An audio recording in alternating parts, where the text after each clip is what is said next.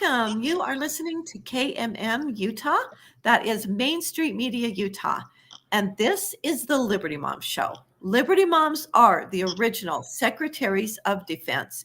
We are the real defenders of the home front, and we are there when it comes to defending our families and our communities. I'm your host, Dalane England. I have two amazing Liberty Moms that are going to be joining us today. There is Liberty Mom Kim DelGrosso. Kim is with Eagle Forum on the front lines. Maryann, we're going to get some feedback. Really? Yeah. Let me try. It's like my headphones. Is that better? I think so. Okay, so sorry about that. It was just like really super loud, which is weird. Okay, so Kim DelGrosso, she runs the school board. She is a business owner, a mother, and she is a defender of freedom and liberty. And she's been on the front lines, and she is just a delight to work with. Maryann Christensen has been literally she's a mother of 5 and a grandmother, and she has been on the front lines of defending our freedoms and liberties for, I don't know, more than 25 years, because I've known her for that long. And that is how we met and became fast friends, standing in the trenches together and working together ever since. And so I'm so delighted to have both of you. Now, as you may or may not know, we are in our legislative session. We have just barely over a week left. And we are really all very excited about that. And we have the shortest session in the entire nation. So things super fast. And there are a ton of really awesome bills, which I'm super excited about. And there are unfortunately a ton of super horrible bills that are taking your freedoms away. And it is not because our legislators are evil. It is because they do not understand what they are doing. They are voting for these things that they do not have any idea. Maryann, really bad. The background noise is super bad. Quality, but it looks good. It is bad here? Really okay, bad. You should come outside with me. Yeah, actually, it's weird, but Kim, I'm not hearing any background noise with Kim. Yeah, okay, I'm sitting outside in the corner. Let me get off, and I'll get back on in just a minute, okay? Or yeah, either one. That's fine. You can. Okay. Thank you. Okay, so we have a lot to discuss and very short on time. So we're just going to jump right in, and we're going to talk about, there are, like I said, there's a lot of bills that we don't like. They mostly deal with water and land and our taxes. The legislators are not evil. They just do not realize what they're actually voting for and what they're doing. We're going to discuss those more in depth next week. So this week we're going to go real positive because we're really in happy moods, sun shining, and there's a lot of good things happening. So welcome, Kim. So happy to have you. Well, thank you. It's so nice to be here. I really admire the work that you put in and Liberty Moms. Thank you. Thank you very much. Appreciate it. Okay, so I want to talk about, do you have some education bills that you want to talk about? I know you have several, so we'll kind of go every other one. So tell me, what bill would you like to discuss first? Well, the bill that I came up today to testify for was the bill, House Bill 453, which was transparency in the state school board in their meetings and how long they are. I actually ran for state school board, never being involved in politics. And that was one of the reasons I couldn't get an answer to any of my questions about what was happening, why things were happening in the schools, what was happening with gender ideology, all of these things. Where do we stand? So I ran for state school board. It was a very eye-opening experience. And just quick story, I won the delegate vote by 75.6%, but my opponent had signatures and beat me about 1,000 signatures. Yeah, only 1,000 vote difference when she won and literally won she won the election. 75%, huge. And then when it took out to the masses of people who really only make a decision based on a postcard or a radio spot where people spend thousands and thousands of dollars in order to win a race, and you only lost by 1,000 votes, which is really nothing short of a miracle, which means you really won too. I mean, that really is incredible. So I think the lesson there is no matter at what age, at what stage, whatever's happening in your life, when you hear the call to serve, you need to answer it. And then you will find that there are people that teach you like you do, you teach me. And today's bill was very exciting for me because it's really going to call the state school board to accountability.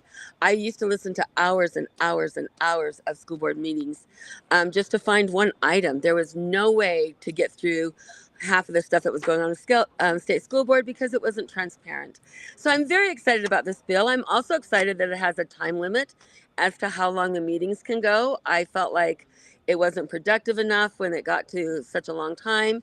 And so, and with the Department of Education possibly being erased, who knows where the state school board is going to be in this. So the transparency is critical. This is a bill that I really like, and it passed through committee today. So that was a big victory. It was a big victory. It was exciting. I went to testify on that too, but they'd already taken testimony in another committee. So right. So I that know was very exciting. I know the state school board superintendent was very disappointed because she was planning on testifying.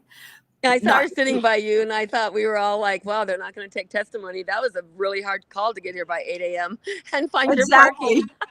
The hard thing is to try to find a place to park your car, for sure. Right. There's some very good bills. That was a great victory, but we're not done. We're not done. There are so many education bills. Education is just absolutely I feel like they are such important bills. There are bills on teachers, and I'm looking at you, so I don't have my note right in front of me of this actual bill, not being fired if they don't use the correct name of a child. I can't remember what that is. Pronouns. And that is, let's talk about it. I'll be looking at the number because I have that on my list because that's a really important bill. Well, and I know I see this, it's in Utah. I'm glad that we're trying to get ahead of what other states have done to teachers. They have been fired if they don't use their name or if they don't use a pronoun or any of that. And that is outrageous because you are basically not being truthful and you're absolutely buying into mental illness. Right. As a teacher, I can't lie and pretend because first of all, it's dishonest. It violates my religious liberty. Plus, it doesn't serve a child. It doesn't serve any child or adult to pretend with them a lie. Right. Absolutely not. That's HB 250. Yes, that's a very good bill. And it also, it covers like 3 different places. It also, if the parent comes to you and asks you to call their child a certain thing, unless it's a religious belief or whatever, it protects you there. It protects you in all the different ways. But the bottom line is that we just can no longer pretend. We can't pretend. That's kind of over. We're not playing anymore. We need to absolutely follow the line of gender specificity and just the names. And if I can't remember a child's name, I'm crazy. I teach thousands of children. I'll just call them, if it's a female, I'll just go, come here, sister. Or come here. You know what I mean? It's just you can't be a teacher and be afraid of everything, of all the ways to be fired. And that cannot even be one that should be on the radar. I can't even believe that that's happened. It should not. And, we always want to, as an educator, I want to be respectful. But what's happening a lot in schools is that kids are changing their name and changing how they present themselves, and parents don't even know. And what can we do more for children but to reinforce the truth? Love them and tell them the truth. That is the kindest thing. So that's a great bill, and that is being sponsored by Representative Nicolene Peck, her first year. Yeah, I thought that was a very good bill. It's a very important bill. Okay. Do you have another one you want to throw out? I was talking to Maryann, and maybe she can talk about this more as she comes on, about the mental health and physical health referrals from schools that absolutely have to have parental notification. And even if it's okayed, they need to report to the parent immediately. That is a very important bill that I know has had so much work. Maybe you can talk to that. I'm still trying to learn about that. Yeah, I've worked very hard on this bill because although we felt we were supportive, there was some language in there we were very concerned about, because what we don't want to do is put into code things that are not already there that give more power to allowing things to happen in schools or with therapists than than we already have. So that was really, it's very important. We've worked very hard on it. The sponsor has been amazing. I have to say, Ledge Research has been great to work with. So we've done everything we can to make sure that parents are totally included in that bill from the very first moment. Fabulous. And we've also managed to, to limit it at who can even discuss these mental health issues with children. It shouldn't be teachers or counselors. It needs to be someone trained in this, and there must be parental permission. They must have parental permission. And so the only time that it is allowed for a therapist to even talk to a child at all without parental permission is if imminent danger, like if they're on the verge of committing suicide. Or hurting somebody, or there's violence, or, Yeah. But that Right. isn't that long. I mean, it may take a while to get a hold of a parent, but hopefully they can have the information so solid that people can find those parents one way or another within 5 minutes. So if the bill is so much better than where we are currently, because so much is happening in the schools with no parental involvement, permission, or even knowledge, and it's happening by anyone and everyone. And I might be exaggerating slightly, but like massive amounts of people in the school districts that should not be discussing these. Yeah, it endangers the parents and the students. I'm sorry. So yeah, those are my 3 bills. It totally does, 100%. Those are my 3 bills that I've been. It's a good bill, and it's HB 281, health curriculum. So it's HB 281. So that's a very important bill. Maryann, I see you. Can you hear me now? Can I hear you? I can hear you, Maryann. Wonderful. When I tried to get back on, my camera wasn't working. I had to go in and out like 6 times to get it to work. So yeah. I'm so glad we finally got you. So let me jump in on HB 281 because you mentioned the things that are happening in the schools. And yes, we've heard stories of counselors doing SEL training, so social emotional learning. That's what SEL stands for. SEL training, and what it is, it's group therapy. And one of the things that HB 261 says is that no kind of therapy at all whatsoever can ever happen to a group of students. It's a one-on-one thing with a licensed provider with parental involvement. So it's a great, great bill. And it also does some great things to our human sexuality training. And it adds a few things to that just make it really solid for not just teaching kids about,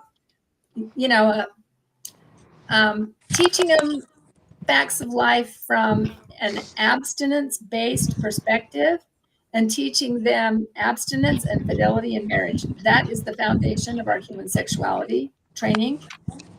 They are allowed to teach a little bit more. Some of the questions that kids will have, teachers are allowed to teach that. But what they've added is they've added concepts for human flourishing, how to grow up to be a happy, healthy adult, all the tips and advice for that. Just one part being the success sequence that as they've looked at people who have pulled themselves out of poverty and have had successful, financially secure lives and happy families and just human flourishing. As they've looked at those people, they've decided that they mostly had 3 things in common: that they graduated from high school, that they got a gainful employment, and that they got married before they had any children. And just those 3 simple, make sense to me kind of tips to very important principles. Exactly. Yes. So yeah, there's that, almost everyone has, if they'll do those 3 things, almost everyone is a successful person in life and has success. So, and it's not that you can't have success if you don't do those things, because we have seen those things happen, but way to just line things up so that you really have success, and just almost without exception, you will have a successful, happy life. The research has shown that if you do those 3 things, that nearly everyone ends up being successful. And there's a lot of levels of success. I'm not going to say people are going to be millionaires or anything, but just have good family. Your life is all about things that bring you happiness. And those are. And self-sufficiency. Yeah. You're able to be at least middle class and be self-sufficient and have a good life. So that it is a really important bill. And there's been a lot of misunderstanding, and we have, like I said, we've worked really, really hard on that bill. So it is a really good bill, and we ask everyone, please support the bill. HB 281. A bill never starts and ends the same. There's almost always changes, very rarely are there not. It is in an excellent condition right now, so we ask you to please support HB 281 health curriculum. So it's a great bill. Because there was some confusion about it, everyone should contact their senator. It came out of committee this morning, and everyone should contact their senator. It's going to the Senate second reading calendar, and they're all confused. I had one senator before it went through committee 2 days ago, he came to me and said, "We're against that bill, right? Shouldn't I vote against it?" And I was like, "No." And he's like, "No, we love that I bill thought I was now." supposed to vote against it. A lot of senators might be there, so we need everyone to contact their senator and ask everyone you know to do the same. We need to get the word out that we are behind that bill.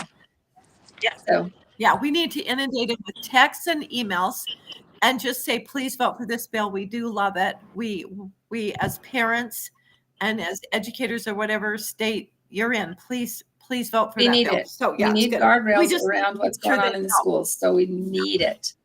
And they do trust people that are up there that do the research on this. They trust us. They're like, this is a bill where they're like, well, we need to know where you guys stand on it. And they know we've worked on it. So be sure and speak out on that. Okay, Maryann, what bill would you like to discuss? You know, I have so many bills. I have so many bills that I love. I know you do. I have a few bills that I hate. I did want to mention the get out of jail free baby. It was Candace Perucci's bill. Is that going anywhere? She substituted it, and the get out of jail free baby's gone. So it's a decent bill now. It's a pretty good bill. Okay. So yeah, I wanted to let everybody know that, because I've been warning people that we didn't want to have that aspect to the bill, but substitute it out. Yeah. And that really illustrates the nature of how it works up here. No bill is done. Yes, it does. With formulating it until 12 midnight on Friday the 7th, when the gavel comes down. Even then, everything's got to be signed. Everything's either passed or failed or dead at that point, right? So it's always a work in progress. Even if it's passed, it's not done, because the governor still has the opportunity of vetoing it. So we're really not even done then. We have to make sure the governor the legislature then has the opportunity to override the veto. So yeah, it's still a long process. It can be. They do. And the legislature has, and we as people have the ability to come back next year and say, we don't like what you did. We want to undo it, and we want to reverse it. That works both ways as well.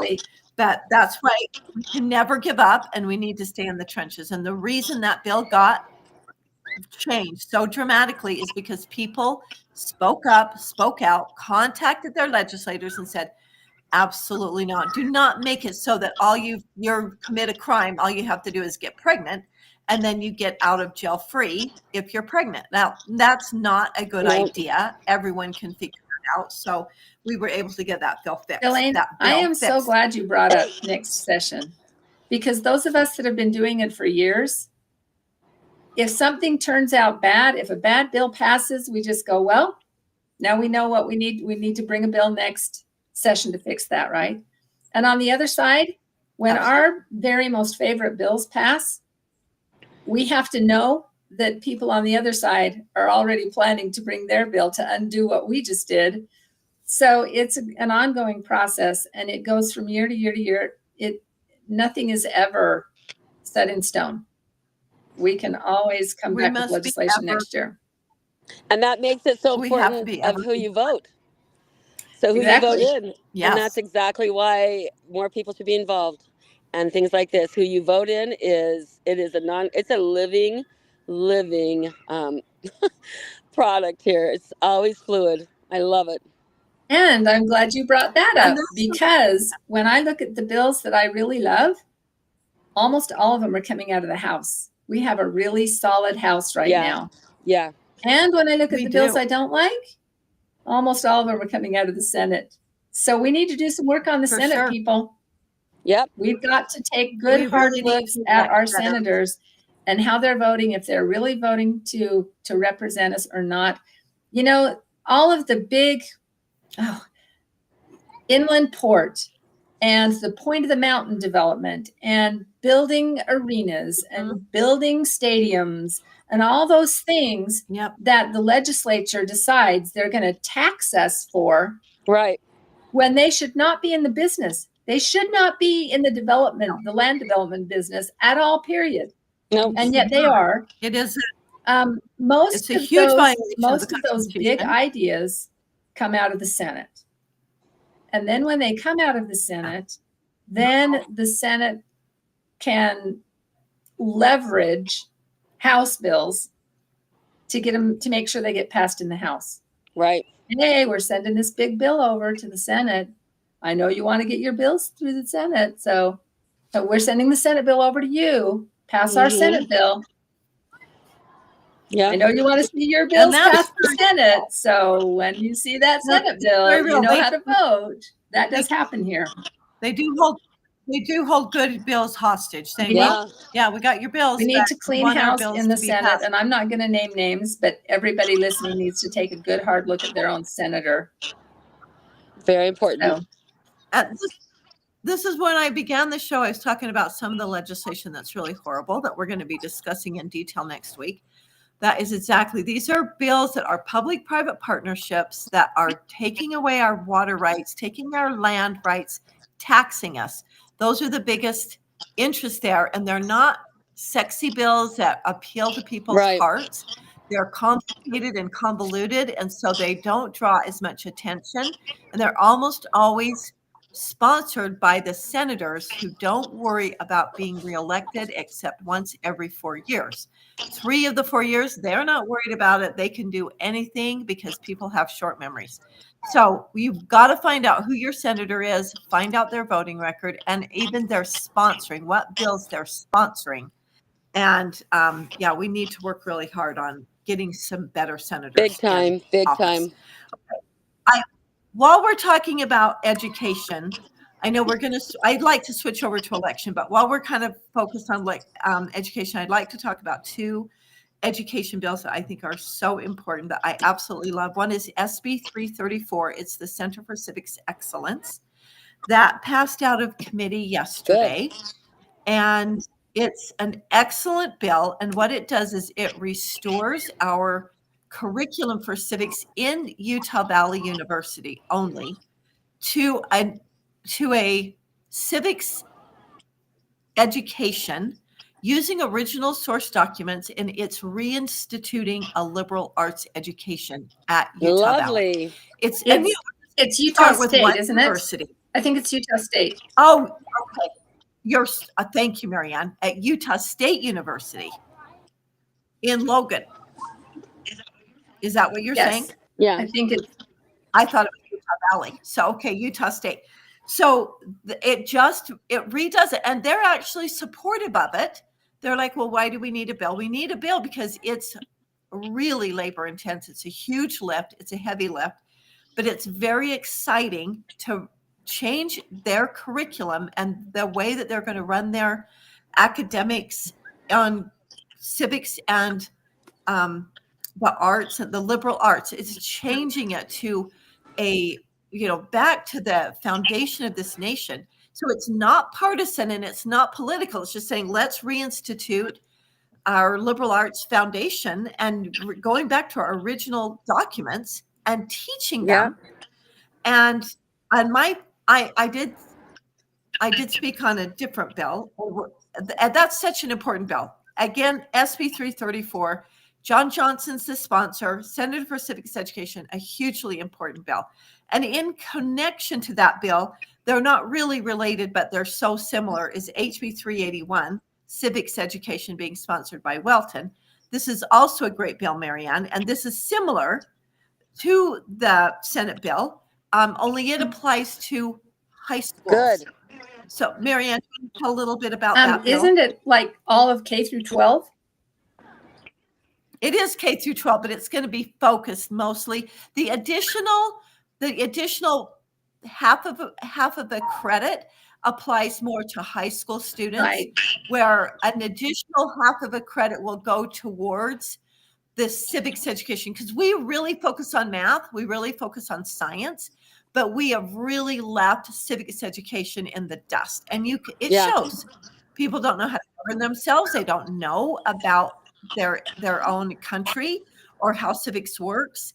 And we have very much lost that. And so I love it because, again, we're going back to reading original source documents, reading the founding documents of America, reading the speeches that have been given by our founding fathers and those since that time. But an Ivy League university 12 years ago did a survey, and they surveyed the Congress 12 years ago, but the survey only comprised of one question. And the question was, have you ever read the Constitution? Not even have you studied it, have you taken a class, do you know about it? It's simply, have you ever read it?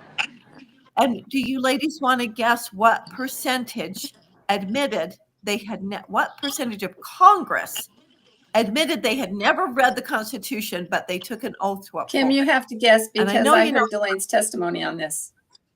Yeah. I would guess probably 45%.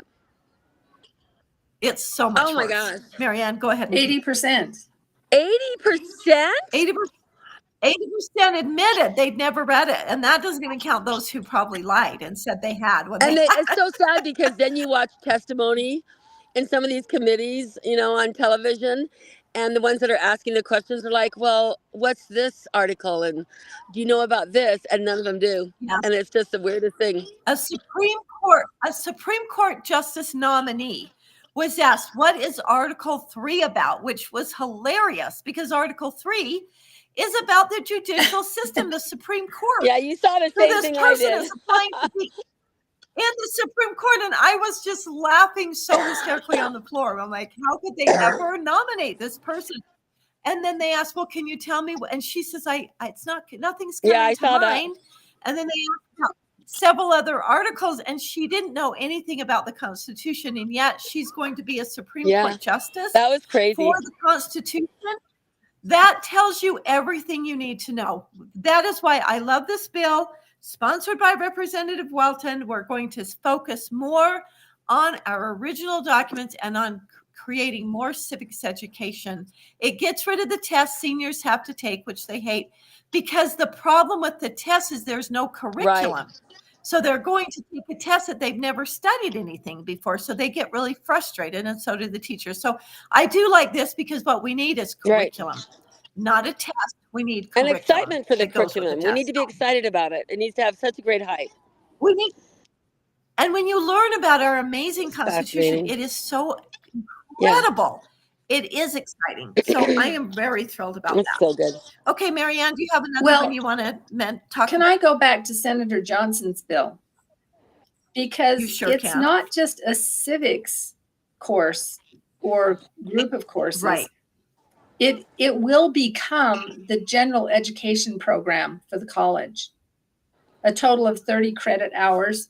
And then the credit hours come from a lot of different places. You have to have, I think you have to have 3 credits in humanities and so many credits in all the different parts of general ed. But it's going to have not just civics, but it's trying to teach foundational thinking, getting people to think about perennial questions about the human condition and the meaning of life and the nature of social and moral lives. How do we achieve flourishing?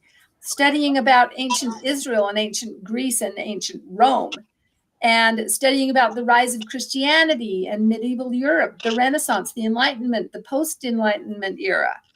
Reading the deep thinkers like Homer, Plato, Aristotle, Cicero.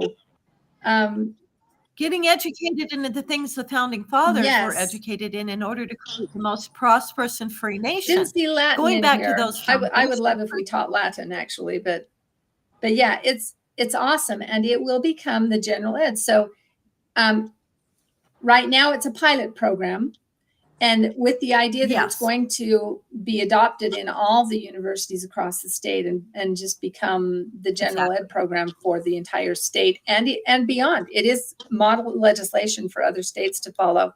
So this is going to be a really, really big deal. Exciting. But It is the thing, and it does have a fiscal note. It has a large fiscal note because it is restructuring and doing all this, and it's going to take it's a heavy lift, but we can do it. And Johnson, Senator Johnson has been working on this for several years. yes, he has. And he really knows it, really got it down. And I am really excited about this bill. So It's exciting. I'm wonderful. so excited for the youth. It's So really right now, while this Yes. program is running, Utah State University is going to become the closest thing to Hillsdale College that Utah has. nice. So Nice. Right. it's going to be a good place for parents to send their kids and to know that that whole 30 hours, credit hours of general education is all going to be valuable for human thinking and human flourishing. So And good. not just wasted, get my general ed hours out of the way. It's going to become the very most important, the very most valuable part of the entire college education. So we're really excited. And it goes back to why we have a general ed. Why did we ever have general education? It's not a trade school. We have general ed because education was never designed to get a job. It was designed to give you a general education so you could be a value creator, that you could be self-sufficient and be a good citizen and serve your fellow man and do it from a place of a moral foundation. And be able to that is reason why through problems, right? Right. To have a moral Absolutely. compass that guided all of society through. And guided all people to help them Exactly. make wise decisions. If you want to create a business, a free enterprise system was reliant on not only creating value, but an exchange of value, an equal, honest exchange with a moral compass. So you created value. You didn't just say, I want to make money. I want to create value. I want to have an equal exchange, and I want to do that. If you're creating value, it serves someone, not just I'm going to create a vaping industry that destroys my own customers. I'm going to be a drug dealer and make it legal and destroy people that buy my Good product point. because I don't care what happens. Well, That is not free enterprise, and that is not capitalism. That's crony capitalism. if everyone is going through life with a moral compass, then we seek to build each other instead of harm each other. Yeah. It creates the It village. completely Yeah. changes the thinking of all of society from a me first society to a human family society. It And changes if hearts. we could do Yeah. that, oh my goodness, how that would change the world. It's so exciting. Because it turns it into a win-win, and a rising tide rises all boats. Everyone is lifted That's from right. it. And that is what this system is done. Rather than we'll take care of you or we will suppress you, it's like it makes everything better for everybody. Thank you very much. It is really exciting. And I'm just so grateful to Senator Johnson for just continuing on. It reminds me of what President John Quincy Adams said before he was president, when he was in Congress. And he sponsored one bill year after year, and it never went anywhere. And no one ever voted for it. He was the only one, very few people, but he would sponsor it every year. It would never pass. He would sponsor it again. It would never pass. And it was a bill to end slavery. And his friends went to him after 10 years. They're like, John, why do you keep doing it? You're here in Congress. You could do so many things. Why don't you do something else? Because you're not creative. You're not doing anything. You're not making a difference. You're not effective. Why don't you do something else? And he said, duty is mine. Results are God's. Lovely. He did his duty. He created value, even though he didn't feel effective. He said, my duty is to do this bill, and results of it are God's. And then he had a brand new congressman that was elected that he mentored at his feet, who really was drawn to him, and he mentored. Does anybody want to guess who that new congressman Lincoln. was? President Lincoln. Yes, Yep. it was Abraham Yep. Lincoln. And so when John Quincy Adams was no longer in, that he trained Abraham Lincoln, and that became Abraham Lincoln's his I love duty, that story. so to speak. I love that story his so life much. mission. Yep. Yes. And so that is just something, I really personally get caught up in results. I want my bills that I care about to pass. And I love that Senator Johnson very much has that. He's very calm. He works hard. He has that mindset. Duty is mine. Results are God's. I'll just keep doing it. We will get results because this is what God wants. So, okay. Kim, do you have another bill that you want to talk about? There's a bill that I have been really concerned about, or an environmental issue, which is called the chemtrails, the chemical trails from the airplanes in our skies. And I was at the very beginning of this with my son-in-law, Michael.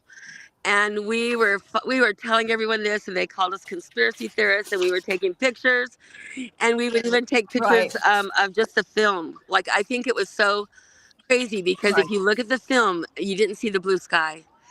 And I love, and again, I'm outside, so I don't have all my stuff.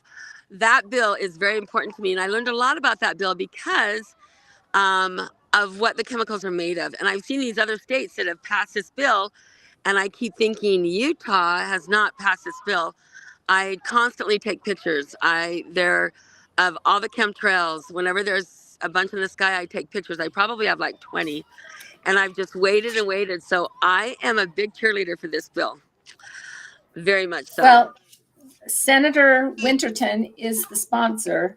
And someone brought it to his attention, and he started looking up, and he started seeing chemtrails, and he got really committed to it. I love it. So really excited it's moving through. Where did I tell you it was? Because I'm not finding it. It's on I don't remember. I'm looking at my notes, but I'll hurry and look it up. It should be on the Senate second reading calendar. It's critical, and people, it just goes to show. So, and it's a Senate bill, so it's just barely starting, and so it's going to need some help. But again, very important bill, and we're so grateful to Senator Winterton for sponsoring this. Yes, very much so. And it's called SB 126. Great. Yep, SB 126 Airborne Chemicals. And that's a really important bill. And it's been pretty fun and exciting to see how well it is doing. And is it on the Senate third? Oh, no, you know what? It already passed the Senate third. It's passed, and now so it's going into the House Committee. Natural Resources. If it can make it. House Natural Resources Committee. Awesome. Really good bill. Yeah, really good bill. So this is a real thing. Yeah. It's solar geoengineering. Geoengineering. Mm-hmm. That's what it is. And it's chemicals. It's little bits of aluminum and other things. The whole point of it is to reflect the awful, awful sun's heat away from a planet that's in the middle of global warming. Yeah. You can tell, I think, the whole thing's a hoax because, it still gets cold. We still have seasons. They told me that cities were going to be underwater in 12 years. Well, it's been longer than 12 years. And the shoreline is exactly where it was 12 years ago. And it's making people ill. All these chemicals, where are they going? What is happening? Everything. They're falling down. They're getting in our water. They're getting in our food. They're getting in our lungs. Because we're breathing it in. It's been so many years I've been fighting for this because it was sneakily happening. My son-in-law and I would just stare at the skies, and I'd go talk to people, and they would just roll their eyes at me. So this is absolutely a good feeling right now. I love it. Yeah, it's awesome. Yeah, it is. It's real interesting that this is a partisan bill because it's fascinating because the votes on it are the Republicans versus the Democrats. I'm like, gosh, I would think that the Democrats would like clean air. You're not surprised about that. So how can you be surprised? Clean air. Because it's the Democrats that are saying that we all have to worship Mother line. Gaia, and we Yeah. have the sun is a sun monster, and we're all going to die from global warming. If they don't support the hoax, and if you support the Right. hoax, then we need the chemtrails to That's protect right. us from the sun burning us off the face of the planet. That's right. So of course they're going to be against. I'm not really surprised, Maryann.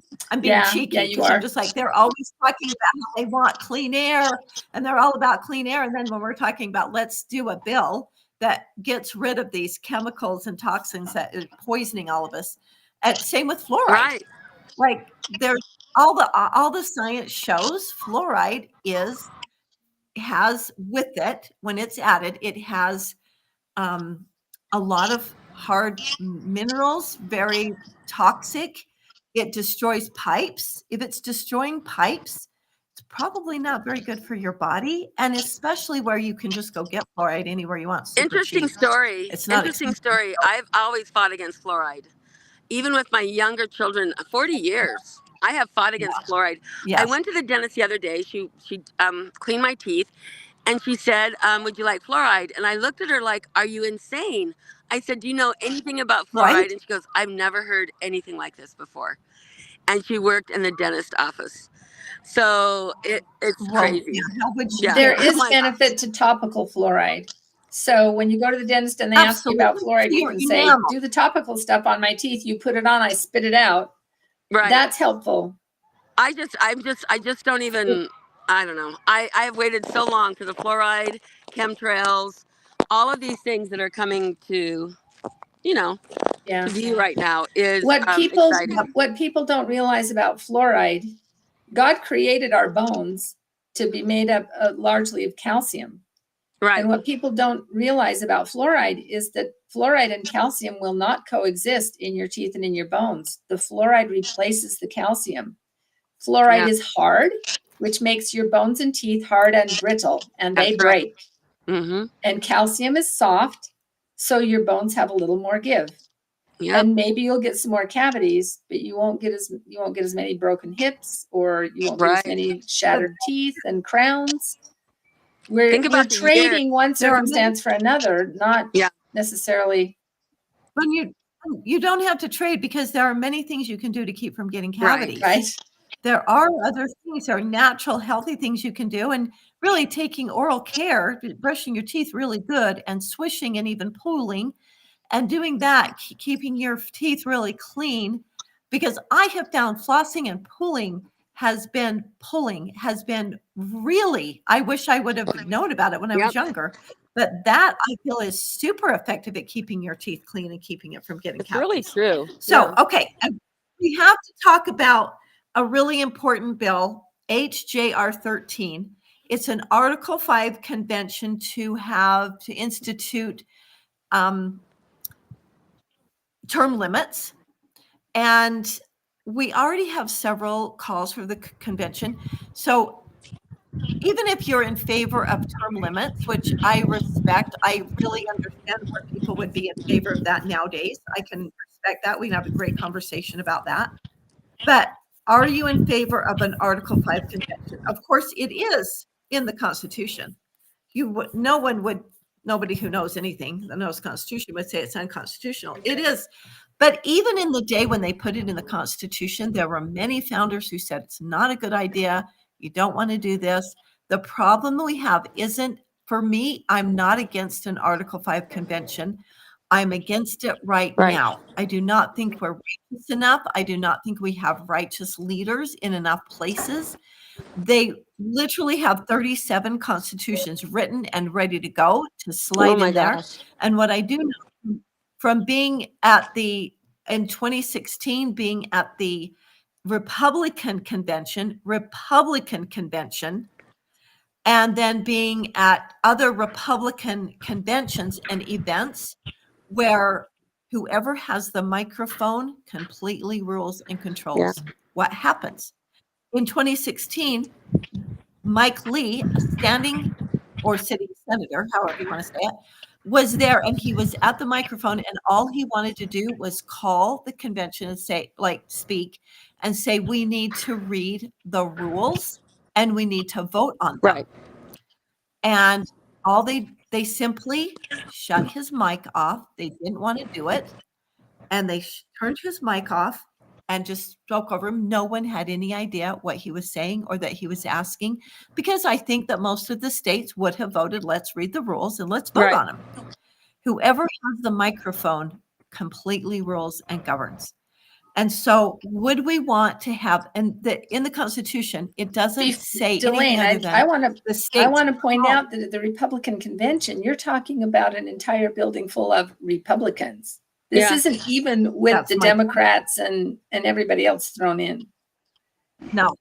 And when you have, other states with a bunch of Democratic states, the Constitution does not make clear. It says that the states call upon Congress to call a convention. So who do you think, how many people do you think will go from Utah versus California and New York and Illinois? Right. Who's going to be in charge? Who will Utah send? Who, if we did one, or does anybody really believe that every state's going to say, let's just have one from each state?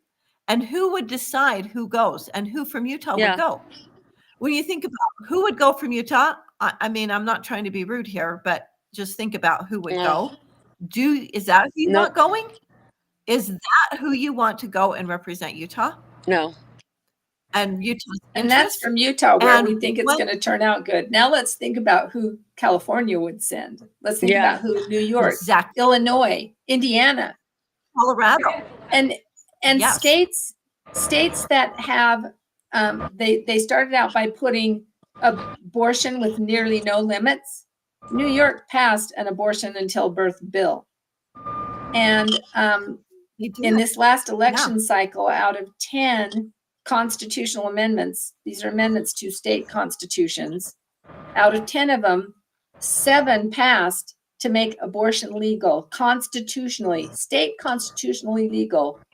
Now, if we think that they're not going to take advantage of the fact that they've called a national con, they're not going to take advantage into having the body also consider a right to an abortion.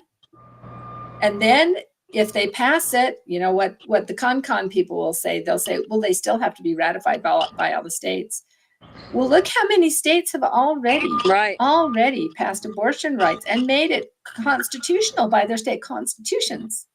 This is dangerous ground. Dangerous Very ground to be walking. Well, it's deadly. Amendment 16 and 17. So if you think you can keep it in check, why do we have Amendment 16? Right. How did we get Amendment 16 and 17 passed? Those are horrible. Were never a good idea. And yet, how did we get 2/3 of the states to support it or I should say 2/3 of Congress and 3/4 of the states to go along with that? Because they were lied to and they used manipulation. And that's when Congress was doing it. I just do not think for a nanosecond this is a good idea right now. I'm not saying we won't ever want to, but I really feel strongly that we do not want to do that at the time. It's so deceiving because of the term limits, though. It's so deceiving. And that's what's so scary about it. And you know, people say, and that is, people tell me that it's in the Constitution and the Constitution was divinely inspired. And I do believe that the Constitution was divinely inspired. But then I have to wonder if this little question of an Article 5 convention isn't in the Constitution to test us. Yeah. Just Good simply point. as a test, are we going to, because if it's divinely inspired, but there's a divinely inspired way to change it, what we end up with, will it also be divinely inspired? Right. Or do we have the divinely inspired thing that we're supposed to hold dear? There's the Article 5 that tests us to see if we're willing to undo what God has done. Right. And I'm very slow to undo what God has done. Right. I'm absolutely a no on it, 100%. So, yeah. Me too. Okay, so that one is in committee today at 4 p.m. in the Senate committee. There's only 7 senators on that committee. So the easiest way to kill a bill is the smallest amount of people. So there's only 7 So we ask everyone to please contact the Senate Government Ops Committee. I'm actually going to tell you their names because that's all, public record. And I do think it would be great if everybody would do everything in their power to contact these senators and let them know that you do not support. It doesn't have to be long and lengthy. You don't have to give them a reason. Simply, okay, before you start No. the list, yes. here's a little hack. Their email addresses are going to be almost always going to be their first initial, last name, all together, at le.utah.gov. So Ron Winterton will be rwinterton@le.utah.gov. So it's not hard for you to hear these names, jot them all down, and hurry and send them an email right now. And I actually sent a text. Yes, because I have their texts are phone good numbers. I too. thought that might even be faster. Yeah, a text is a great way to do it, and it's not disturbing them. You're not calling them because they're real busy. They can't really talk on the phone right now. But you can definitely just send them a quick text or an email. They won't have time Text to is read a it, great way. I just mentioned email because everybody can do the email Yeah, they right can now find it. without Yeah, they us can get it. having That's a to good idea. tell all the phone numbers, and they don't have to look up phone numbers. They can just do an email real quick. If you have their contact, great. If you don't, no worries. So here's the Yes. list. Here's the list of senators. There's Ron Winterton, and you can thank him so much for his excellent chemtrail bill. Say thank you so much for your great bill. Please Yeah. vote no on SJR 13. That's all you have to say. Please vote no. There's Nate Blouin. It's BLOUIN. So it's NBLOUIN at le.utah.gov. And there's Senator Scott Sandall. So it's SSandall at le.utah.gov. Mike McKell. So M McKell, MCKELL at le.utah.gov. D Thatcher, just the letter D, Thatcher at le.utah.gov. Then Jen Plum. So it's JPLUMB. And then Evan Vickers. So E Vickers at le.utah.gov. So there's only those 7 people: Winterton, Blouin, Sandal, McKell, Thatcher, Plum, and Vickers. Just send them an email. And I would just ask you to do both email, and if you can, text them. Wonderful. Get a few We friends need to do it. 4. We need 4 to vote no. We need 4. We're very confident that we'll have 2. So we really just need 2 more to be on the safe side. And if we can get 2 more, if we can get 2 Republicans to vote no, this is the best place. And then otherwise, we're going to be hounding you all next week saying, contact every senator. This is the best place to send it. Yep. It's going to be one or the other. Yeah, really, really important. Okay, I want to talk about HB 402 because it's Before we leave there, Dalane. Yes. Yeah. The sponsor is Senator John Johnson. He is from northeast Ogden. His district actually goes over the mountain to Eden. Yes. The whole Liberty Valley Eden is in his district. And so it's a big district, but the populated area is Pleasant. North Ogden and Pleasant, whatever it is. If you live up there, you probably know what I'm talking about. Anyway, if you know people that live in his district or who might live in his district, will you please just pick up the phone and give them a call? Explain the situation and ask them if they will call Senator Johnson as his constituent and just say, I don't know where this bill came from, but as your constituent, I would really appreciate, I really would just like it to fail. However you want to put it. He does, as the sponsor, he does have control over what happens to it. And so, but I think he needs to hear from his constituents. Yes, he could hear Good from his idea. constituent, and he might even hear, like, say, there's a huge campaign to make sure this bill fails, so you might want to just pull it, because it's never fun to go in committee and Be present attacked, your yeah. bill and then have it be killed. So he might also, you might want to just inform him, where there is a huge campaign out there to kill this bill in committee. You might want to just pull it if you think that if you can kind of understand it's not a very good idea, that Utah citizens do not want this to go through. Okay, so we're going to move on to HB 402. Kristen Chevrier is the sponsor of this bill. We have talked quite a bit about being poisoned by different things. And this bill addresses that. This bill, do I have the right bill? Is this the bill that removes the food additives? 403 is the SNAP bill. 403 is the SNAP, but 402, I believe, is the one about the dyes. Think so. So it is a bill that simply says we're going to remove from school lunch, we're feeding our kids food that is absolutely damaging to our children. It is poison. The dyes, the toxic chemicals, the overprocessed, they're just so bad for our kids. And then we send them to this environment to try to learn. And then we're doing stuff that really affects their behavior and mostly their brains, which is the worst part. It's the reason it affects their behavior is because it affects their brains. And so, and here's something that people need to consider too, Dalane. I'm older, right? We had school lunch in my school.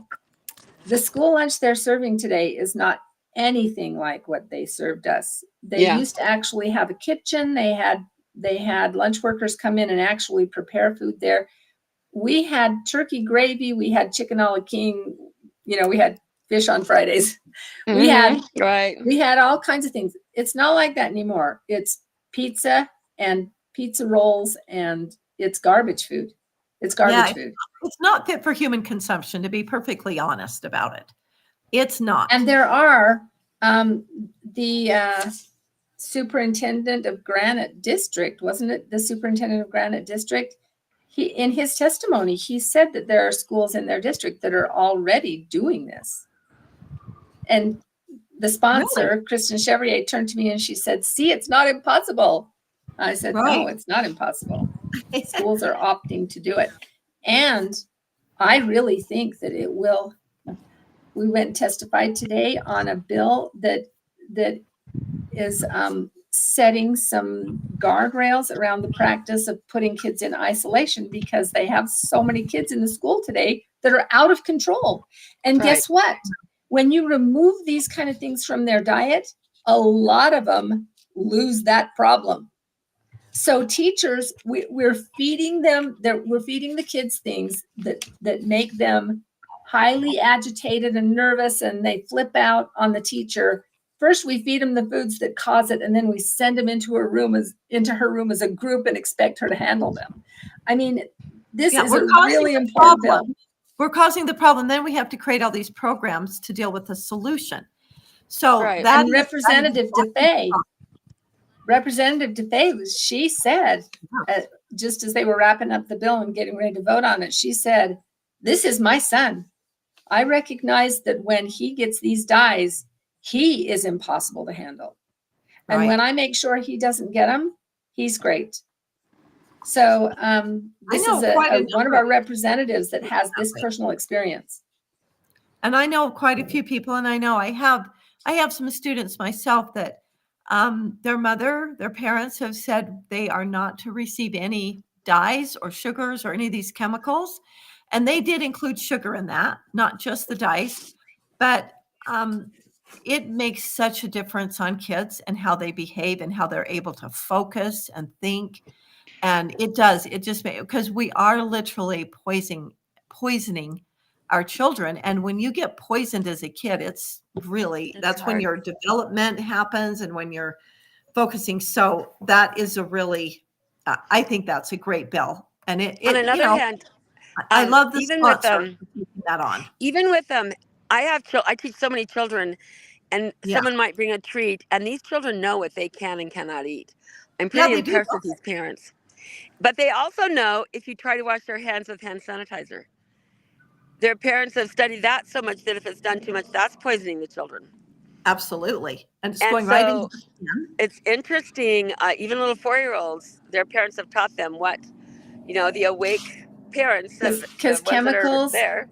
absorb through their skin. Some of the chemicals stay on their hands, and they ate food with their hands. Yeah, that's true. And we're not even talking about how hand sanitizers create superbugs. There's just Right. so many things nowadays that the kids can be triggered with, Right. And they don't get in the dirt, and it helps to cleanse everything. Okay, so HB 403 is also by Representative Kristen Chevrier. SNAP funds, that's also an excellent bill. I'm really excited about this bill. This Cool bill stuff. is on I'm sorry? It's so exciting because she's new. Yeah, She was just voted in, and she's on the ground just running and doing things that are so good. It's exciting. She's a Liberty mom who's been working very hard in the front lines with us for years and years. So she has issues. She's very much Your Health Freedom is her organization. She's very much on the front lines of health and liberty and freedom. So she's a Liberty mom, and she's demonstrated that ever so well.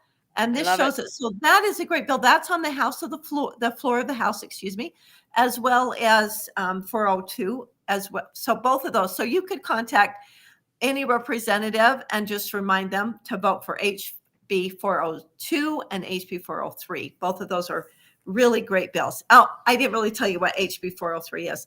It's the SNAP program. Do you want to tell them what that is, Maryann? I can't hear you, Maryann. I can't hear you, Kim. Can you hear me? So I was stopping to hear what you said. Okay, Kim. Or Maryann, I hear you now. Yes. It's such a great bill. I just wanted to say there's two bills that are related to the things we put in our bodies. On the calendars, maybe they've gone over to the Senate. One of them is vaccine food labeling amendments is Walter. It's HB 138. That is on the Senate third reading calendar. So it's almost ready to go to the governor, but it's important because it meat products that isn't actually meat. They have to label it. Good. So they're actually making synthetic meat, and they're making it out of plants and bugs. I know. They put the plant. They use the plants for the texture, and they use the bugs for the protein. Right. And they're marketing it like as plant-based, and so people that are vegetarians or don't want to eat meat are thinking, "Oh, this is wonderful. This is plant-based." But I'm telling you, read the ingredients. As a person who doesn't eat meat except in times of winter or famine, if I'm starving to death, no problem, but I don't generally eat meat.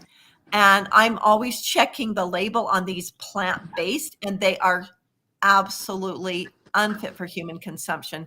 Terrible ingredients. And so I'm just warning you, don't eat something just because it's vegetarian or plant-based. That doesn't mean it's exactly a kind of plant that you would want to eat, and it doesn't mean it's not full of bugs call it or chemicals. And can they call it vegetarian if it has bugs? I don't know, but they're saying I did want to mention HB 84 also on the Senate third. It's probably voted through today. Actually, it's Trevor Lee's vaccine, and it also says if they vaccinate cows and pigs or whatever else with mRNA vaccine, which is a spike protein that stays in the meat, and then you eat it, and now you have spike protein in your body. Yes. That if they're going to vaccinate with mRNA, it has to be treated like a drug. And you have to get full disclosure that that's what you're getting. So that's really important too. This is all about what I get to decide what goes in my body. Absolutely. Yeah. They'll be going to the governor. As far as I know, he'll be signing those. Have you heard, Dalane? I have not heard any pushback, but I'm not really tight with him. So I don't necessarily. I feel like he's on his best behavior right now. I feel like he's on really good. I wonder why. I'm very thrilled about that. But I wonder why. But this again speaks to what we're talking about. Notice these really amazing bills are coming from House members. Right. The House is actually excellent on its good behavior. We have so many good new House members. It really is exciting. So, and we've got a couple of new senators. I really just have to throw a shout out to Heidi Baldry. I think she's doing an excellent job, and it's been wonderful to have her. Yes, she's wonderful. She's great. And Stratton, Representative Stratton is now Senator Stratton, and he's good, and that's a huge improvement to our Senate. And then Brammer, he was Representative Brammer, is now Senator Brammer, and he does a lot. He's mine. He's my representative. He's my senator. Yep. And I like it. He's very smart. Brammer and Stratton are new to the Senate. Yeah, they are. But, if I have to pick 3 superstars in the Senate, that's who they are. Heidi Baldry, Kevin Stratton, and Brady Brammer. Right. And John doing the right thing. The tide is changing. The tide is turning. Yeah. So that's really good. And Winterton has some great bills.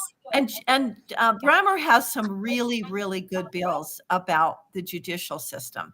And I know there are some conservatives who feel like they're not very good, that the legislature is trying to take power away from the judicial system. Let's just tell you this. Keep this in mind. We're supposed to have checks and balances. None of the branches are supposed to completely rule and control everything. And what we have right now is the judicial branch acting as a king. We had a bill that was passed by the body and supported by the majority of people that made abortion illegal in the state of Utah, called a trigger bill, if it was ever Roe versus Wade was overturned. It was overturned. That went into effect immediately. Planned Parenthood and others immediately sued.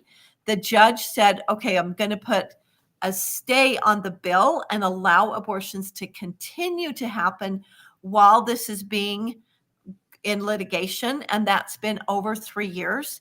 And they've never done anything. No one, they've been to court. I can't hear you, Maryann. You're silenced. It'll be 3 years this June. Okay. Almost 3 years. Thank you. And I was thinking that happened in January, but it was June. And so we've got the judicial branch. And he grants an injunction. Control everything.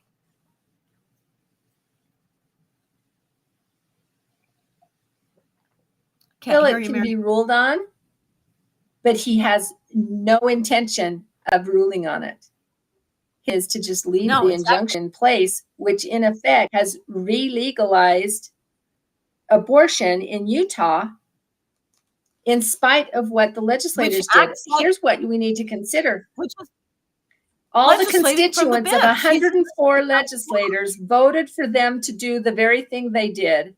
And then one judge that nobody voted for has it on hold indefinitely. That's judicial activism. Judicial activism has got to stop. Yep. So I love Brady Brammer, Senator Brammer's bills. There's 2 of them to take care of this.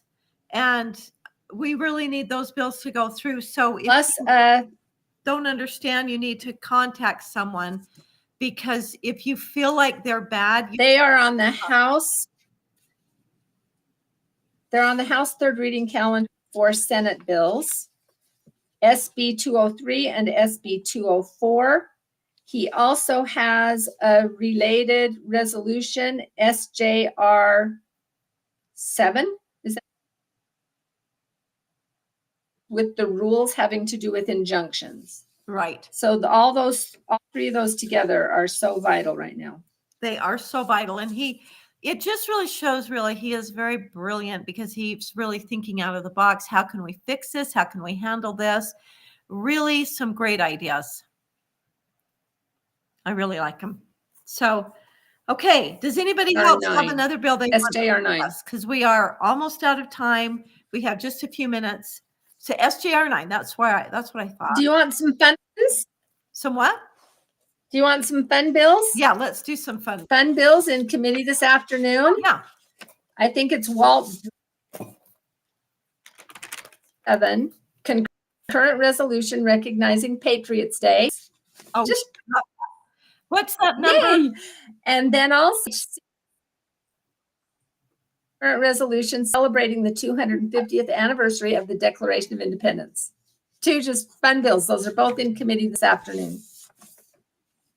Yeah, those are both really excellent and very important. So that people know, Patriot Day was the day that the shot heard around the world. That's what Patriot Day is, April 19th. And that is 250 years ago this April. So it's coming up very soon. There are several different events happening. There's a big event in Salt Lake. There's also a big event in St. George, being sponsored by Liberty Village, that will be celebrating Patriot Day. And so that's the day where the king sent 800 British troops in to capture Samuel Adams and to capture not Samuel Adams and John Hancock, and to capture their ammunition. What they really wanted to do was the British heard that the colonists Maryann, we lost you. were Your in voice. stores of bullets and gunpowder. They wanted to take their bullets and gunpowder. So Patriot Day is a really, really important day. It's very, very important to our country. And it's the reason that we have the Second Amendment, to be perfectly honest. So it's very, very vital that I believe that we teach Patriots Day and that we are able to educate our young people and our citizenry on Patriot Day and why it's so important and what it means to us.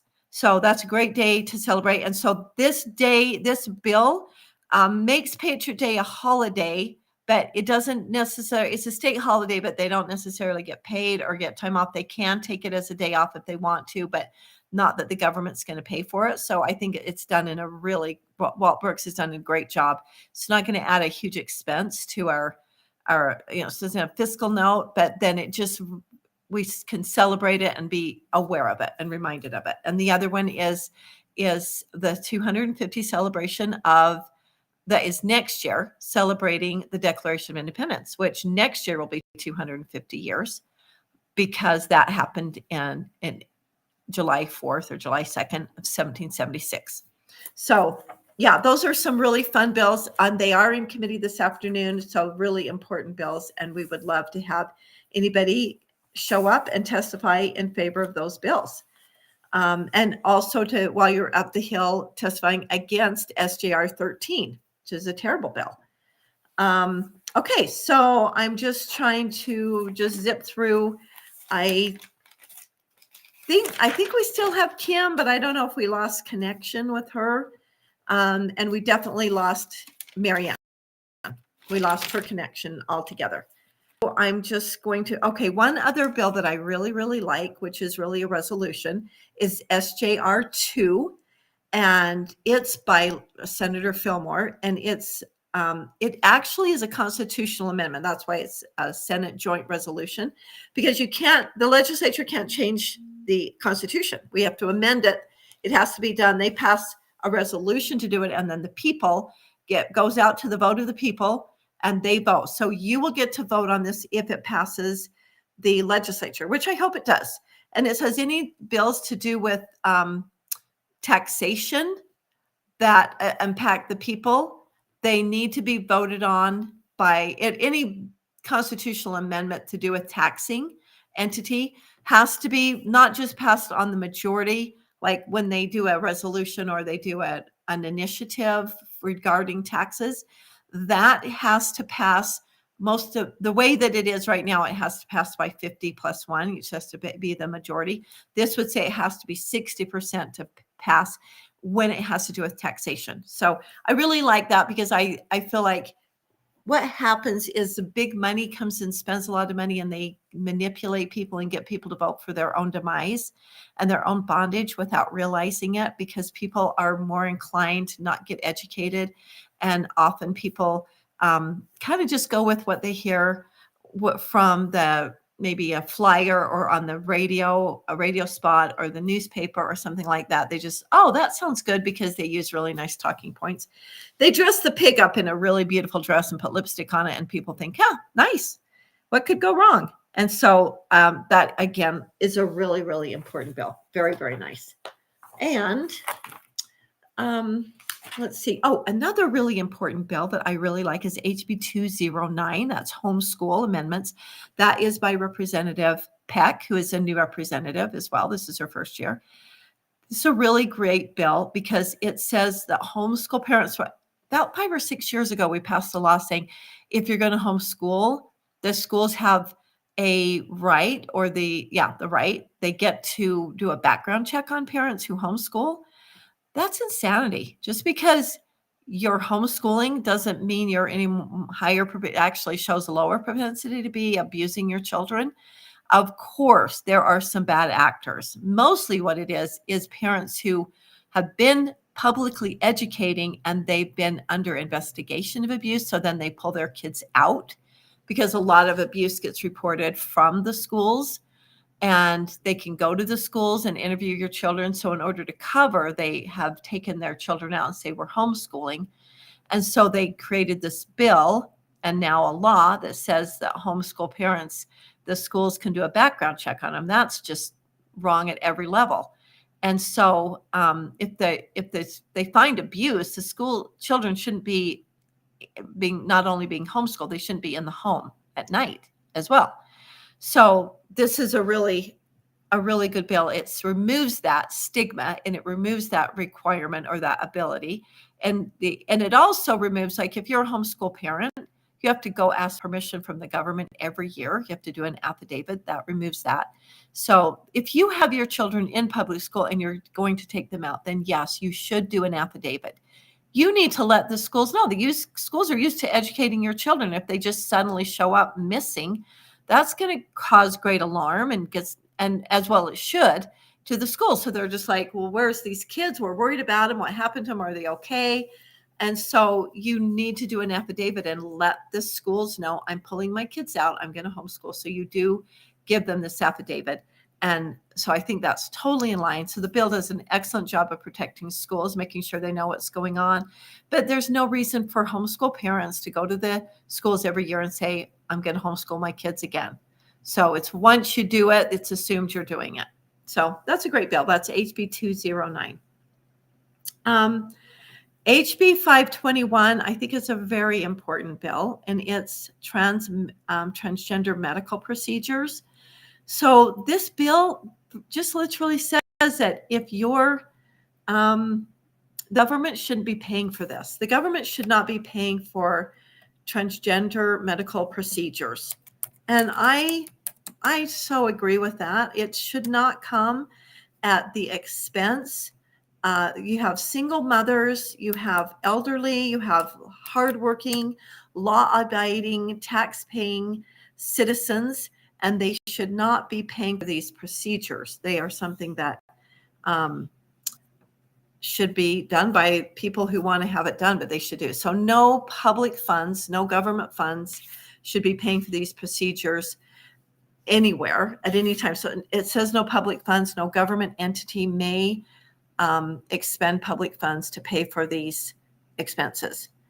And so I pretty much feel it doesn't isolate this to prisons or line item those, but no public funds. So it would include prisoners, because sometimes men will get convicted of a crime.